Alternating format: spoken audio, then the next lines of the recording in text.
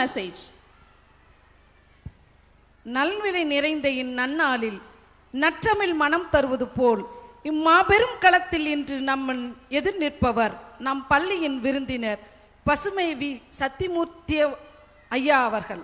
அன்னார் ஒலிக்கும் காட்டின் மொழியில் உதிரும் இலைகளை காக்கும் பசுமை பாதுகாவலர் இவர்.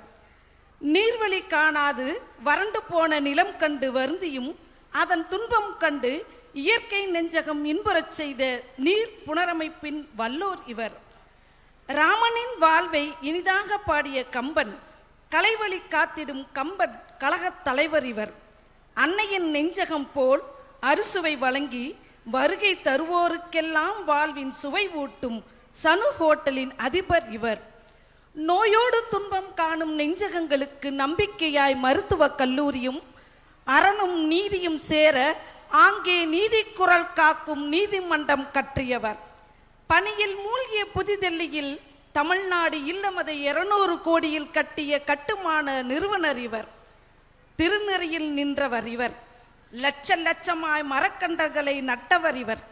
கருவேல மரங்களை நீக்கியவர் இவர் என்று எத்தனை எத்தனை அற்புதங்களை சொல்லுவது. சொல்லில் அடங்காத ஆளுமையே. இத்தனை அறிவின் ஆற்றலும் மனித பண்பும் ஒரே உடல் ஒரே நெஞ்சகத்தில் இணைந்திருக்கும் நம் பசுமை வி சத்தியமூர்த்தி ஐயா அவர்களை சிற்றுரையாற்ற அன்புடன் வருக என அழைக்கிறேன்.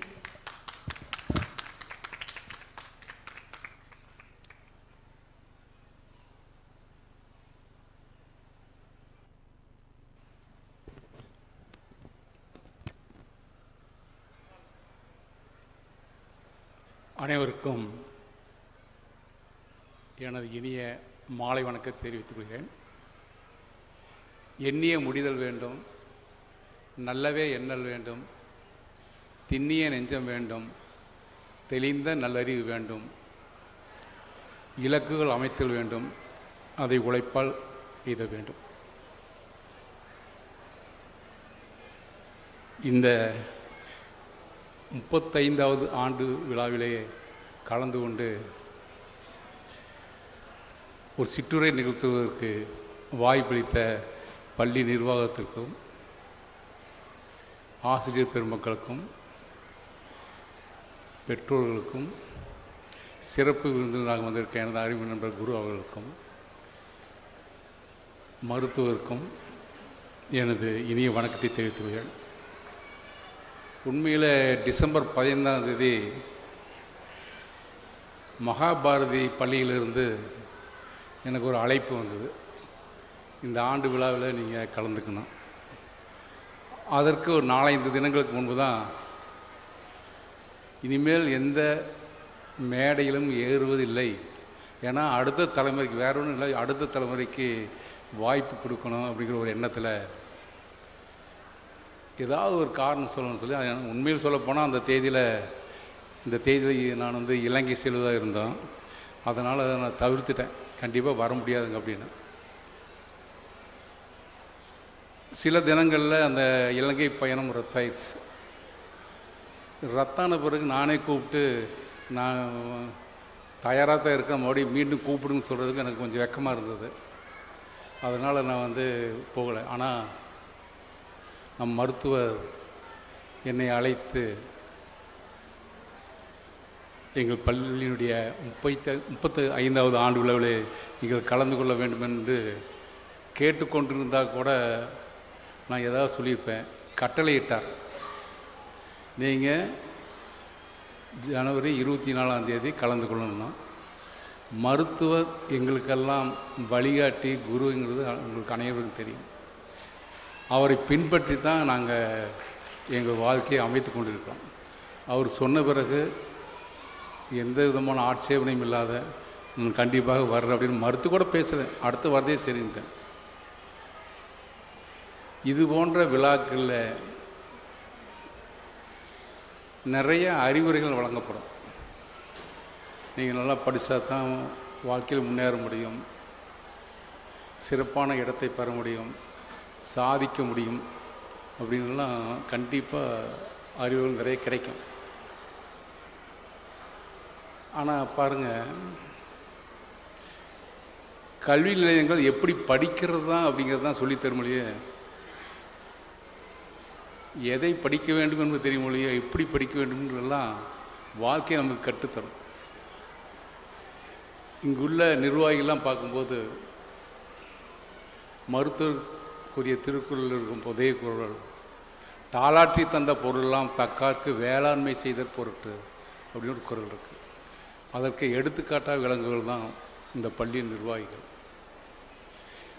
நாங்கள் ஒற்றுமையாக இந்த கல்வி நிலையத்தை நடத்தி வருகிறோம் என்பதற்கு இதுவே உதாரணம். இந்த பிரம்மாண்டமான அரங்கத்தை பார்க்கும்போது எங்களுக்கெல்லாம் முன்னோடியாக விளங்கிய பிஎஸ்கே பற்றி நினைவுக்கு வருகிறது. மிகச்சிறந்த நிர்வாகி. இந்த கட்டுமான பணி எவ்வளோ சிறப்பாக வாய்ந்ததுங்கிறது கட்டுமான பணியிலே நாங்கள் ஒரு 35-40 வருடங்களாக இருக்கிற எனக்கு தெரியும். இந்த நேரத்தில் அவரை நினைவு கூறுவதில் மிகுந்த பெருமை அடைகிறார். இங்கு எனக்கு இன்னும் ஒரு உரிமை என்ன இருக்குதுன்னா, 93லேருந்து 95-96 வரைக்கும் எனது 2வது மகன் இங்கே தான் கல்வி பயின்றார். நாங்கள் 91ல் நாமக்கல் வந்தோம். அப்போ 2 ஆண்டுகள் ஈரோட்டில் படித்த பிறகு மறுபடியும் இங்கே நாமக்கல்லில் மகனை படிக்க வைக்க வேண்டும் என்று சொன்னபோது எனக்கு கொடுக்கப்பட்ட ஒரே சாய்ஸ் ட்ரினிட்டி ஸ்கூல் கொண்டே சேர்த்துங்க அப்படிங்கிறது தான். அப்போதெல்லாம் இங்கே நாமக்கல் எனக்கு யாரும் தெரியாது. ஆனால் எனக்கு தெரிந்திருக்கும் போல் இது மிகச்சிறந்த ஒரு கல்வி நிறுவனமாக வளரப்போகும் என்பது. இன்றைய காலகட்டத்தில் மாணவ மாணவிகளுக்கு தவறான வழியில் போவதற்கான வாய்ப்புகள் ஏராளமாக இருக்குது. அதே வாய்ப்பு யாரெல்லாம் தங்கள் பெற்றோருக்கு மரியாதையும் மதிப்பும் கௌரவமும் தர வேண்டும் என்று நினைக்கிறார்களோ அவர்களுக்கு இந்த கல்வி நிலையம் மிகச்சிறந்த உறுதுணையாக இருக்கின்றதில் மிகச்சிறந்த எண்ணம். எனக்கு தெரிந்த எனக்கு ஒரு நண்பர் ஒருத்தர் இருக்கார். அவர் கட்டுமான பணி தான் செஞ்சிட்ருக்காரு. அவருடைய சகோதரி, மூத்த சகோதரியை ஒரு பால் வியாபாரம் செய்கிறது, அந்த நேரத்தில் அவருக்கு கொஞ்சம் வறுமை, அதனால் பால் வியாபாரம் செய்கிறதுக்கு திருமணம் பண்ணி கொடுத்தாரு. சில ஆண்டுகளில் ஏதோ ஒரு காரணத்தினால அவங்க சகோதரி இறந்துட்டாங்க.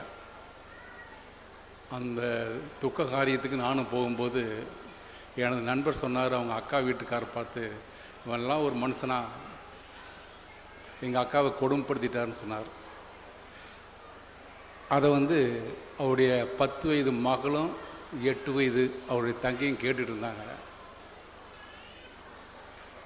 சில ஆண்டுகளில் அது அந்த போக்கு, அந்த அலட்சியம் அவமானப்படுத்துவது அந்த பொண்ணுடைய மனசில் என்னத்தை உண்டு பண்ணுச்சுன்னு தெரியல. மிகச் சிறப்பாக கல்வி பயின்று இப்போ அமெரிக்காவில் மாதம் 20 லட்சம் ரூபாய் சம்பளத்துக்கு வேலை பார்த்துட்ருக்காங்க. அவங்க அக்கா வீட்டுக்கார் நம்ம மறுபடியும் சந்திப்பதற்கான வாய்ப்பு கிடைக்கல. எனது நண்பருடைய மகன் திருமணத்தப்போ வந்தப்போ அவர் காரில் இறங்கினார். காரில் இறங்கும்போது என்னுடைய நண்பர் ஓடி போய் வாங்கம்மாமா வாங்கம்மாமான்னு கை நீட்டி வரவேற்றார். அது அவருக்கு கொடுக்கப்பட்ட வரவேற்பு இல்லைங்கிறது எனக்கு நல்லா தெரியும். அவருடைய மகள் மிகச்சிறந்த கல்வி பயின்று மிகச்சிறந்த வேலை பெற்று தனது குடும்பத்துக்கும் தனது தந்தைக்கும் மிகச்சிறந்த கௌரவம் எப்படி கொடுத்தாங்கன்னா அந்த கல்வி தான். அந்த கல்வி கற்பதற்கான வாய்ப்பு இந்த கல்வி நிலையத்திலே உங்களுக்கு சிறப்பாக கிடைக்கும். அதை பயன்படுத்தி வருங்காலம் உங்களுடைய கையில் அதை ஒரு லட்சிய நோக்குடன் இலக்குடன் நீ ஒன்றும் அதிகமாக செய்ய வேண்டியதில்லை. மற்ற மாணவர்கள் மாணவிகள் ஒரு 2 மணி நேரம் படித்தாங்கன்னா நீங்கள் மேற்கொண்டு ஒரு அரை மணி நேரம் படிங்க. அவங்க 9 மணிக்கு பள்ளிக்கூடம் வந்தாங்கன்னா நீங்கள் 8:50க்கு பள்ளிக்கூடம் வாங்க. உங்கள் ஆசிரியர் சொல்லித்தரதை அவங்க கேட்குறத விட உங்களுக்கு சற்றே கவனமாக அதிகமாக கேளுங்கள். வேற ஒன்றும் தேவையில்லை. நீங்கள் ஒழுக்கத்தோடு சுய ஒழுக்கத்துடன் இந்த கல்வி நிலையத்தை பயன்படுத்தி கொண்டால் உங்களுக்கு மிகச்சிறந்த எதிர்காலம் காத்திருக்கிறது. பெற்றோர்களுடைய கண்களில் அந்த ஆர்வம் தான் தங்களுடைய குழந்தைகள் எப்படியாவது முன்னுக்கு வரும்ன்ற ஆர்வம் மின்னிக்கொண்டே இருக்கும். அந்த மின்னுகின்ற ஆர்வத்தை நீங்கள் நிறைவேற்ற வேண்டும் என்று கேட்டுக்கொண்டு, எனக்கு சிறந்த ஒரு வாய்ப்பு, இந்த வாய்ப்பினை வழங்கிய அத்தனை உள்ளங்களுக்கும் நன்றியை தெரிவித்துக் கொள்கிறேன். நன்றி, வணக்கம்.